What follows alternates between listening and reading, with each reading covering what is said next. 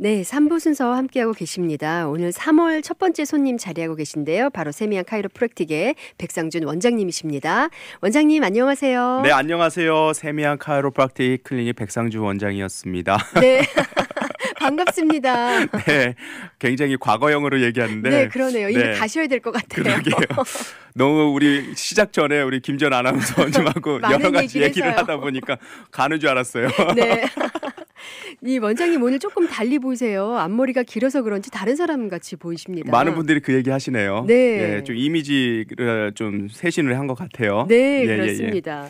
자, 오늘은요 알러지 얘기를 해주시겠다 그랬는데 알러지 요즘 제 주변에도 알러지 앓는 분들 굉장히 많이 계세요. 그러게요. 제 주변에도 참 많은 분들이 알러지 때문에 고생하시는 분들이 있고 또 저조차도 알러지 때문에 고생을 했어요. 네. 이런 것도 한번 제가 이 달라스 지역에서 낯설지 않죠? 그럼요. 이 알러지들이 어떻게 우리 몸에서 영향을 미치고 또 우리는 어떤 식으로 대처해야 되는지에 대한 우리 좀 한번 훑어봤으면 좋겠어요. 네. 그래서 이 지역에 사시는 분들 많은 도움이 됐으면 하고요. 그렇습니다. 예, 산업이 발달하는 가운데 알러지로 힘들어하는 사람들의 수가 전체 인구의 약 10에서 30% 정도로 보고되고 있는데 네. 그 숫자는 꾸준히 증가하고 있어요. 그리고 알러지로 고생하는 이 미국인들의 의료 지출비도 매우 가파르게 증가하고 있는데요. 그렇군요. 병원 방문이라든지 약물 처방 등의 비용을 환산하면 1년에 약 3빌리언 달러. 그 한화로 하면 3조 3천억 원 정도가 된다고 하니까 네. 거의 작은 액수가 아니죠. 그렇죠. 그래서 특히 우리가 살고 있는 이 댈러스는 겨울과 봄철에 이때는 또 나무에서 오는 그렇죠. 그 알러지, 여름에는 풀에서 오는 알러지, 네. 가을에는 잡초로 인해 발생하는 알러지. 그 알러지로 가족과 주위의 많은 이웃들이 애칫한다든지 코를 훌쩍훌쩍 저조차도 환자 치료하면서 히치하면서 코 훌쩍훌쩍거리고 야외 한번 나갔다 오면 계속 그러는데 네. 이런 소리에 익숙해지지 않으신가요? 익숙하죠. 네, 달라스는 거의 알러지 천국이라고 불릴 정도로 사시사철 알러지에 오픈되어 있는 듯합니다. 그렇습니다. 이곳은 평원이라서 그런 것 같아요. 네. 산이 없고 그러니까 바람이 부는 대로 그렇죠. 이 꽃가루들이라든지 이런 것들이 우리 인체에 많은 비정상적인 면역 반응을 일으키는 것 같습니다. 그래서 네.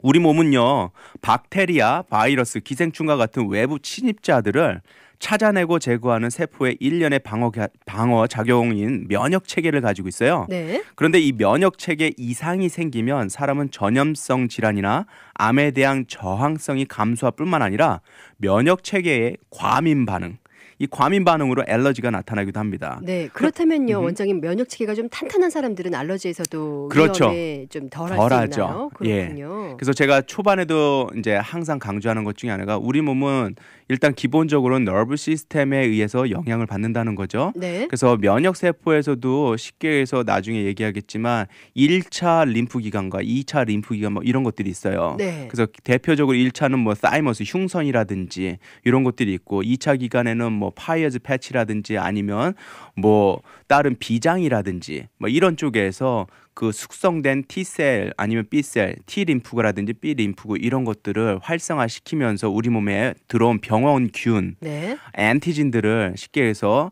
해치하거나 아니면 제거하거나 아니면 포박하는 이런 능력을 우리가 보통 면역 반응이라고 합니다. 네. 그래서 이런 알러지라는 것은 말씀드렸던 것처럼 이뮨 시스템, 즉 면역 체계가 꽃가루나 땅콩 같은 물질들을 외부의 것으로 정확하게 인식을 하나 마치 그것이 해로운 것처럼 인식해서 그것에 대항하는 잘못된 반응을 일으키는 현상입니다. 네. 그래서 세균이나 바이러스 같은 것을 몸 안에서 공격해야 하는 면역 체계가 몸에 그다지 해롭지 않은 물질들에 대해서 지나치게 예민하게 반응함으로써 염증을 일으키는 과민 반응을 우리가 보통 알러지 반응이라고 총칭합니다. 네. 일반적으로 꽃가루라든지 먼지, 진드기라든지 음식물, 애완동물의 털이나 비듬, 땅콩, 뭐 화학물질 등이 알러지 반응을 일으키는 것으로 알려져 있고 네. 이런 알러지를 유발하는 물질은 알레르겐, 알러진이라고 보통 얘기합니다. 그래서 그렇군요. 우리가 일반적인 증상이 코 흘림이라든지 네. 코 가렵고 코 막히고 코가 붓고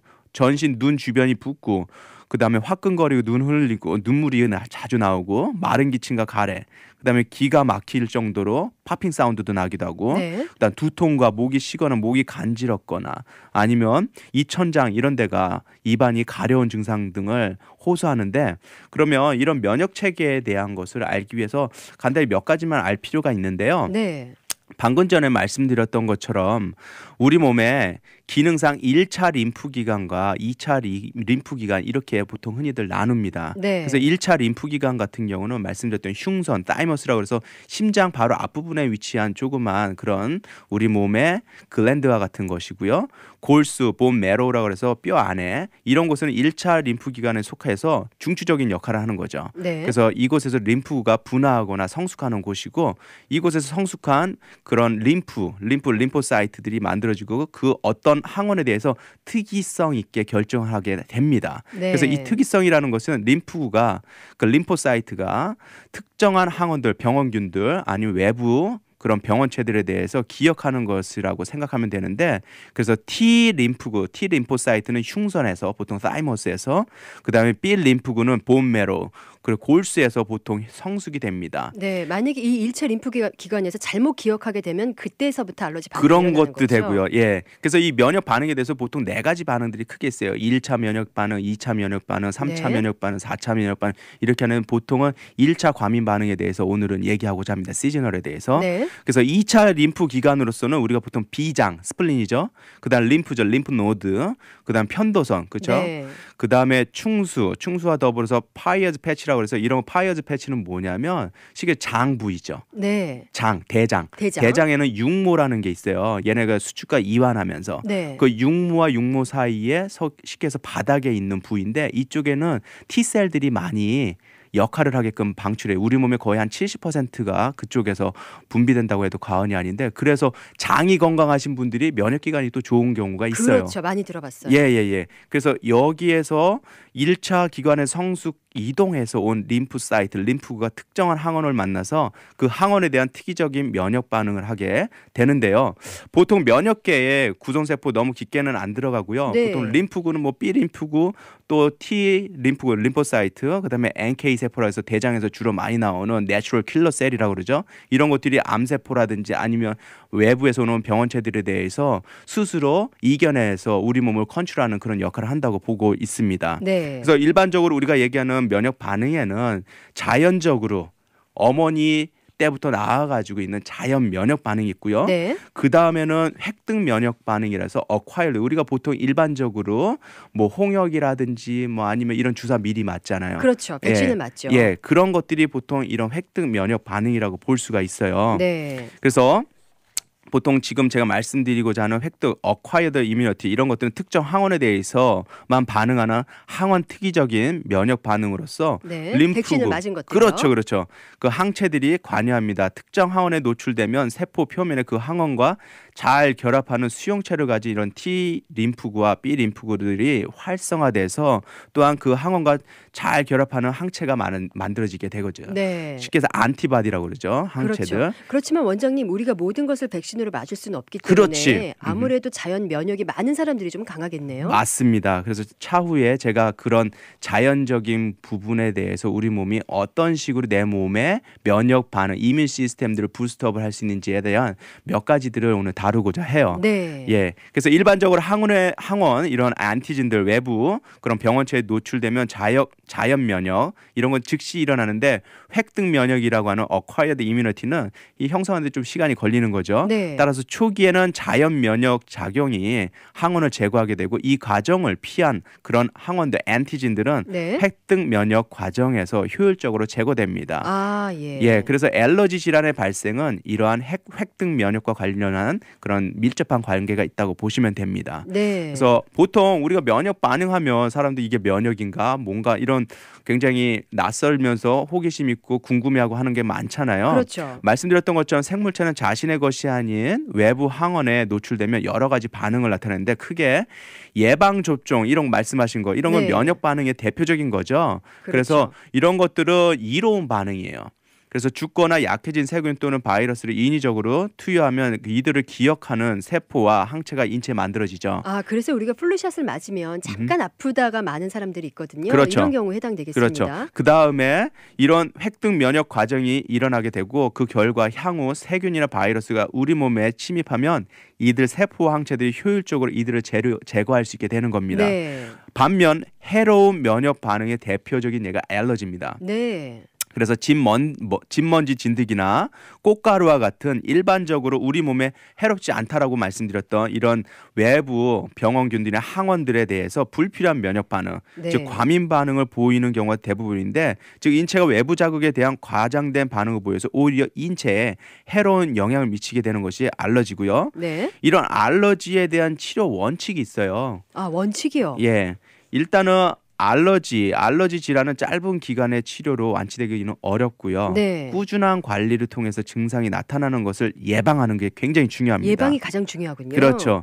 예를 들어서 첫 번째로 환경 관리와 원인 물질을 피해야 되는 거죠. 네. 예를 들어서 꽃가루 우리가 시즈널을 한다면 야외 활동을 줄여야 되는 거예요. 그렇죠. 예민하신 분들은. 특히 4, 5월엔 나가시면 안 그렇죠. 되는 거죠. 지금 같은 경우는 쉽게 해서 마운틴 시더라고 그래가지고 어스틴 쪽에서 보통 불어오거든요. 네. 그래서 디셈버부터 한 에이프릴까지가 요것이 우리 달라스에 사시는 한인들이나 이 주민들한테 시민들한테 굉장히 불편함을 초래하는 그런 항원이 된다고 볼 수 있어요. 네. 그래서 그런데요, 골프 원장님 사실 내가 어디에 알러지 반응을 일으키는지 모르시는 분들도 계시거든요. 그렇죠. 일단 원인을 찾아야 되겠죠. 그렇죠. 그 원인을 찾는 일반적인 방법 중에 크게 두 가지를 보죠. 예를 들어서 피부 단자 테스트라고 그래가지고 피부에다가 그런 반응들을 한번 보는 거예요. 네. 그래서 말씀하셨던 어떤 외부 항원들이 들어왔을 때 내 몸이 어떻게 반응하는지, 알러지 반응이 있는지 없는지. 네. 그 다음에 또 블러드 테스트 같은 것이 있죠. 아, 그렇군요. 그래서 크게 두 가지를 보통 일반적으로 많이 합니다. 뭐 네. 시간적으로 뭐 1시간 반 뭐 이 정도 걸리는 걸로 제가 알고 있고요. 그리고 그래서 알러지 이런 질환의 치료 원칙 중 가장 중요한 것은 원인 항원에 노출되는 것을 피하거나 원인 항원을 쉽게 얘기해서 제거할 수 있게끔 생활 환경들을 조절해야 된다는 것이죠. 네, 만약에 진먼지 진드기나 애완동물 때문에 알러지가 일으켜진다. 그러면 좀 피해야 되겠네요. 그렇죠. 그러나 실제로는 원인 항원을 알아내더라도 네. 완전히 없애는 것이 불가능한 경우가 많어요. 맞아요. 예. 그래서 알러지 질환의 원인인 이 알레르겐 항원은 크게 실내와 네. 실외 알레르겐으로 나눌 수 있는데요. 최근 말씀드렸던 것처럼 산업의 발달이라든지 생활의 방식 및 주거 환경이 변화하고 이거에 따라서 알러지 종류가 더욱 다양해지죠. 예를 들어서 그렇죠. 집안에 페인트라든지 집을 새로 짓고 뭐 예를 들어 가지고 집을 새로 짓고 뭐 어디 뭐 아파트 한국 같은 경우 아파트도 많고 여기도 네. 그런 게 있지만 새집 증후군 막 이런 것도 많잖아요. 네. 그런 생활 환경 그다음에 또 너무 깨끗해지는 거로 인해서 내 몸에서 면역 반응이 또 떨어지게 되거든요. 네. 이런 것들도 마찬가지고. 그리고 보통 흔히들 그런 얘기 있죠. 거지들 사는 데는 알러지가 없다. 이런 얘기도 있어요. 그것만큼 내 너무- 몸이 강해진 거죠. 면역 그렇죠. 기능이. 그럼 어찌 보면요, 원장님, 우리 요즘에 아이들 키울 때 너무 이것저것 안 먹이고 조심시키잖아요. 이것 자체가 면역력을 떨어뜨릴 수 있겠다 싶어요. 예, 그래서 기본적으로 우리가 태어났을 때 네. 엄마의 젖이 굉장히 중요해요. 그렇죠. 어머니 그 초유. 브레스트 피딩 그렇죠. 초유와 초유도 더불어서 중요하고 브레스트 몰도 피딩을 중요하고요. 통해서 연구 자료도 제가 한번 보니까 초유나 아니면 브레스트 피딩을 통해서 아이가 성장하는 것과 그렇지 않고 이제 분유라든지 이런 걸 통해서 어쩔 수 네. 없이 이제 수유나 이런 것 대신에 분유를 하시는 분들은 아이들의 면역 기능이 확 차이가 나요. 그렇습니다. 자, 우린 이렇게 해서 백상준 카이로프랙틱 원장님과 함께 지금 알러지에 대해서 알아보고 있습니다. 슈퍼주니어의 행복과 전하는 말씀 들은 다음에 이제 치료에 대해서 알아보도록 할게요. 네, 여러분은 지금 세미한 카이로프랙틱의 백상준 원장님과 함께하고 계십니다. 자, 원장님, 지금까지는 알러지가 참 이런 것이다에 대해서 말씀을 해주셨는데 이제 치료, 네. 이거를 꼭 듣고 싶어요. 네, 말씀드렸던 것처럼 기본적으로는 그 항원들 알러지의 네. 원인이 되는 것들을 피하는 게 가장 현명한 방법이 그렇죠. 아닌가 싶고요. 예방이요. 예방, 일찌감치. 네, 그러니까 꽃가루가 나올 때는 밖에 나가는 걸 특히나 자제하시고요. 네. 그다음에 뭐 우리가 아시는 것처럼 밖에 나왔다 들어오시면 무조건 이게 털어야 돼요. 네. 그다음에 뭐 샤워를 바로 해주고 그다음에 동물들 자꾸 그 침실이라든지 아니면 어폴스토리 이런 쪽에다가 애들 그 동물들이 같이 있지 않게끔 애완동물들 아, 예. 예. 그래서 그런 것들이 있고요. 그다음에 그러면 카이로프락틱에서는 어떻게 이 치료를 부분과 하는지. 예, 관련을 하는지 네. 그 부분에 대해서 한번 또 접근해 보도록 하겠습니다. 네. 그래서 보통 카이로프랙틱에서 접근하는 것은 강력한 면역 체계의 활성화를 위해서 척추신경의 교정으로 알러지로 고생하는 분들의 인체 내 히스타민의 분비와 코르티졸의 생산량을 조절할 수도 있다고 이제 보고가 되고요. 네. 그 다음에 알러지의 대부분은 히스타민과 같은 염증 생성물들을 포함하시는 거 아실 것 같고요. 네. 그럼 히스타민, 약 보면 알죠. 엔티히스타민이라고 그러니까 써 있으니까. 히스타민이라는 것은 쉽게 해서 매스트셀이라고 해서 면역 반응을 일으키는 그런 대식 세포라는 게 있어요. 네. 이 세포의 안에 있는 과립들이 항원들이 들어옴으로 인해서 밖으로 분출되는 거거든요. 네. 이때 이제 눈 주위가 팽창이 되는 것들이 쉽게 혈관들이 팽창되고 뮤커스, 점액들이 자꾸 분비가 돼서 그래요. 네. 그러니까 그 분비되는 그 반응들, 과민 반응하는 것들을 줄이기 위해서 안티히스타민 이런 것들을 많이 복용하시잖아요. 네, 그렇죠. 그래서 이런 것들을 또 너무 많이 복용하게 되면 이거는 심장과 부정맥에 영향을 줘요. 네. 우리가 어쩌다가 한두 번씩 쓰는 거는 괜찮을 수 있겠지만 네. 장기간 그거에 대해서 쉽게 해서 좀 애딕션이 됐을 경우에 네. 그러면 심장과 특히나 부정맥에 영향을 준다라는 보고가 많습니다. 그렇군요. 그래서 사용에 각별히 조심하셔야 되고요. 네. 그리고 부신에서 분비되는 항염증 호르몬이 코티졸, 제가 말씀드리고자 하는 건 오늘 이 부분에서 좀 강조하려고 그래요. 코티졸이요. 코티졸은 이 적절한 분비는 알러지 반응에 있어서 필수적입니다. 부신, 쉽게 해서 아드레날 글랜드, 이건 어디에 있냐면요.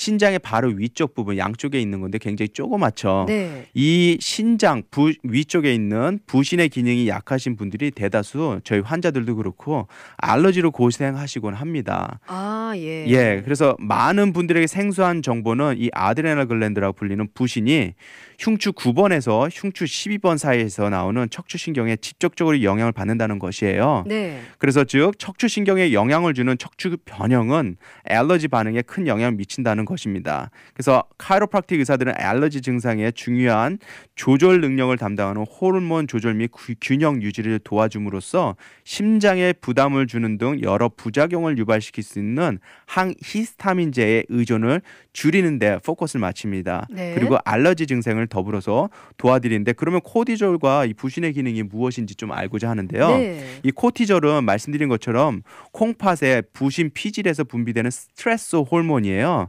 그래서 코티졸은 외부의 스트레스와 같은 자극에 맞서 몸이 최대의 에너지를 만들 수 있도록 하는 과정에서 분비되어서 혈압과 포도당 수치를 높이는 것과 같은 역할을 수행합니다. 그러니까 스트레스로부터 우리를 지키는 역할을 그렇죠. 하는 거죠. 외부에 오는 환경의 변화라든지 내 자체, 쉽게 해서 이 알러지 걸리는 많은 분들이 뭐 육체적으로나 정신적으로나 이런 쪽에 부담이 많으신 분들이 많아요. 네, 아무래도 그렇죠. 예, 그래서 저도 마찬가지고 뭐 저희 와이프도 마찬가지고 주변에 많은 분들이 스트레스를 많이 받거나 아니면 과로한다든지 이런 것들에 의해서 이 코티졸이 너무 많이 분비가 되거나 아니면 또 그 기능이 떨어지는 거. 네. 이 기능을 제대로 못함으로 인해서 우리 몸에서 여러 가지 불필요한 작용들이 일어나는 거죠. 기능을 제대로 못하는 거죠. 그렇죠. 그래서 말씀드렸던 것처럼 코티졸의 분비는 일반적으로 긴장이나 공포, 고통, 감염 등의 스트레스와 같은 위협 상황이 오면 몸은 그러한 위협에 대항하기 위해서 에너지를 생산하게 됩니다. 네. 따라서 신체의 신경계 중 교감 신경계가 활동을 시작하고 아드레날 글랜드라고 하는 부신에서 에피네프린이나 노르에피네프린 또 스테로이드 계열의 호르몬이 분비됩니다. 그래서 코티졸은 부신 피질에서 분비되는 스테로이드 호르몬으로서 포도당에 대사 영향을 주는 그런 중요한 영향도 합니다. 아, 그래서 조금 어렵네요. 그렇죠. 그렇다면 이 코티졸의 역할만 한번 일단 다시 짚어주신다면 어떤 걸까요? 그래서 말씀드렸던 것처럼 분비된 코티졸은 스트레스와 같은 외부 자극에 맞서서 신체가 대항할 수 있도록 신체 각 기관에 더 많은 혈액을 방출하게 되고요. 예. 그 결과 맥박과 호흡이 증가하죠. 네. 근육이 긴장하고 네. 그리고 정확하고 신속한 상황 판단을 하도록 위해 정신이 좀 또렷하게 하는 그런 감각 기관을 예민하게 합니다. 그렇습니다. 스트레스 받을 때 상황이에요. 그렇죠. 예. 네. 그래서 우리 몸의 에너지원인 포도당이 뇌로 바로 전달될 수 있도록 집중시키는 그런 영향을 하는데 네. 문제는 스트레스를 지나치게 받고 말씀드린 것처럼 네. 만성 스트레스가 되면 코티졸의 혈중 농도가 높아져서 그 결과 식욕이 증가되고 지방의 축적이 가져오고 아, 예. 예. 그러면서 더 나아가서 만성 피로와 만성 두통, 불면증 증상이 나타날 수가 있죠. 그래서 면역 기능이 약화돼서 알러지나 감기와 같은 바이러스 질환에 쉽게 노출이 될 수 있다라는 겁니다. 그래서 그렇습니다. 보통 저희가 카이로프랙틱에 오게 되면은 네. 이제 알러지 증상에 대해서 많이 환자를 봤을 때 한 자세로 오래 잘못된 자세 하시는 분들, 특히나 뭐 컴퓨터 종사자들, 그다음에 고개가 떨어져서 생활하시는 분들, 특히나 우리 몸 서로가 연관돼 있다라는 거 너무나 쉬운 얘기고 여러 번 강조했던 얘기이기 때문에 네. 우리 몸에 불편함이 있다라는 어떤 사인이 오면은 무조건 자세를 바꿔주는 게 일단 그렇죠. 중요해요. 네. 더군다나 좀 아까 말씀하신 것처럼 이 부신이 흉추 9번에서 나오는 척추 신경에 직접적인 영향을 받는다. 그렇다면 네. 자세를 똑바로 하고 그렇죠. 한 자세로 있지 말라 이 말씀이세요. 특히나 이제 마우스를 오래 하시는 분들. 아, 컴퓨터 많이 보시는 예, 분들. 이런 분들의 거의 10중 8구 많은 분들이 이 알러지 때문에 고생하세요. 네. 그래서 제 주변의 분들 또 저희 가족들도 마찬가지고 또 제가 개인적으로 또 만약에 스트레스 받거나 막 이러면 저도 알러지에 굉장히 노출이 많이 되는 거예요. 그렇군요. 내 몸에서 면역 반응이 떨어지기 때문에 네. 과거에서는 없었던 그런 면역 기능도 텍사스 오면 많은 분들 얘기해요.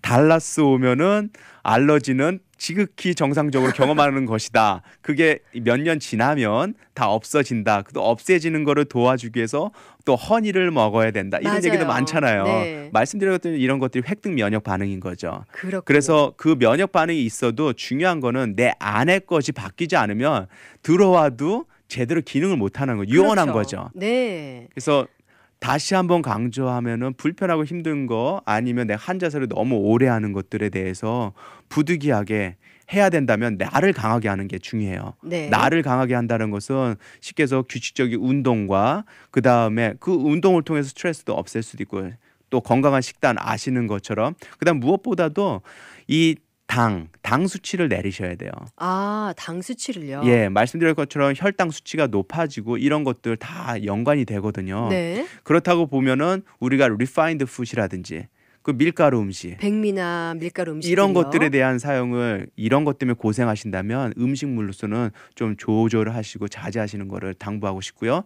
다시 한번 강조하면은 내 자체의 몸이 기능이 손상이 돼 있는 상황, 틀이 잘 안 잡혀 있는 상황에서 아무리 뭐 영양분이 오고 뭐가 한들 얘네들은 요원한 얘기예요. 맞습니다. 이 자체가 먼저 바뀌셔야 되고 네. 그 자체가 바뀌기 전에는 내가 생활 습관과 운동이나 여러 가지 것들을 좀 의식적인 노력 가운데서 투자를 하셔야 된다는 거죠. 네. 자, 자기 자신이 스스로 그렇게 고치도록 노력도 해야 되겠고요. 면역 요법도 따로 있나요? 네, 보통 우리가 일반 제가 다룰 내용은 아니지만 잠깐 설명드리면요. 네. 일반적으로 똑같이 획득 면역과 같은 그런 방식으로 알러지 환자에게 원인 알러겐을 소량부터 차츰 양을 늘려가면서 투여하는 이런 면역 반응을 변화시켜서 알러지 증상을 완화하는 혹은 완치하고자 하는 치료 방법이죠. 네. 그래서 전통적인 그런 알러지를 유발하는 그것들을 피하 부위에 그러니까 우리 피부 밑에다가 주사를 반복적으로 놓는 것이고